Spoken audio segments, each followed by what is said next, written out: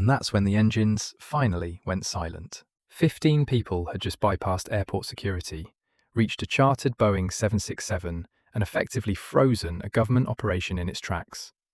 Within hours, these activists weren't just being processed for trespassing, they were being investigated under laws usually reserved for high seas pirates and terrorists.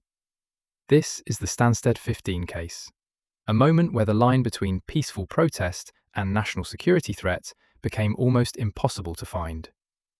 The group's goal was to stop a deportation flight. The government's response was to charge them with a crime that carries a maximum sentence of life in prison.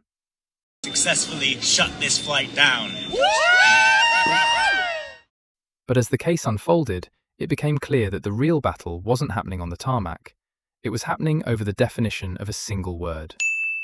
On the night of March 28, 2017, 15 people cut through the perimeter fence at Stansted Airport, crossed restricted ground in darkness, and locked themselves to the nose wheel of a chartered Boeing 767.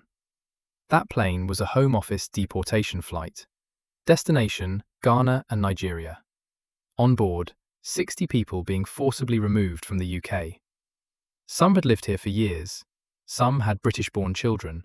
Several had unresolved legal appeals still waiting to be heard. Prosecutors didn't charge them with trespass. They reached for the Aviation and Maritime Security Act 1990, a law written after 270 people died over Lockerbie. Maximum sentence: life imprisonment. After 10 weeks of trial, the jury returned a guilty verdict. The Stansted15 walked out with suspended sentences, but convicted, on the record, under terrorism-era law. Here's where it gets complicated, because that charge, endangering safety at an aerodrome, didn't just require proof of disruption, it required proof of danger. The word was in danger. And in law, disruption and danger are not the same thing. The trial judge directed the jury in a way that the Court of Appeal would later rule was legally flawed. The direction left the jury able to convict without properly establishing whether anyone had actually been placed in danger, or whether the situation had simply been chaotic and inconvenient. One word. That's what the entire legal architecture rested on. 3 years later, the Court of Appeal quashed every conviction. The jury had been misdirected on that single word. The Stansted15 were cleared.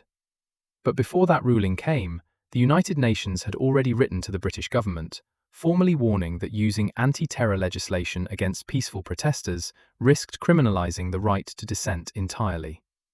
And what about the 60 people on that plane? Some were returned to detention and deported on later flights. Others used the delay to pursue legal challenges, and some of those challenges succeeded. A handful were eventually granted the right to remain in the UK. The flight being grounded that night didn't save everyone. But for some, it bought the one thing they needed most: time. Let's strip this back to what it actually was. 60 people were on that plane. The government said they had no legal right to stay in the UK. The activists said sending them back could destroy their lives, and in some cases, end them. Both sides believed they were doing the right thing. And somewhere in the middle, 15 people made a decision that stopping that flight was worth a potential life sentence. You don't have to agree with what they did, but it's worth asking, if the legal appeals hadn't run out, if those people on board still had cases waiting to be heard, should that flight have left the ground at all? And on the other side, if anyone with strong enough convictions can walk onto a runway and ground a government operation, where does that end? This one doesn't have a clean answer. So let's hear yours. Do you think the deportations should have gone ahead? Should the activists have been charged at all? And do you think the UK's immigration system treats people fairly, whether they're here legally, illegally, or somewhere in between? Drop your take in the comments. All views welcome. Researching these cases and making the videos takes hours. Your likes, comments and follows are the caffeine that keeps me going. It is completely free for you and means the world to me. Please hit the follow button and help me grow.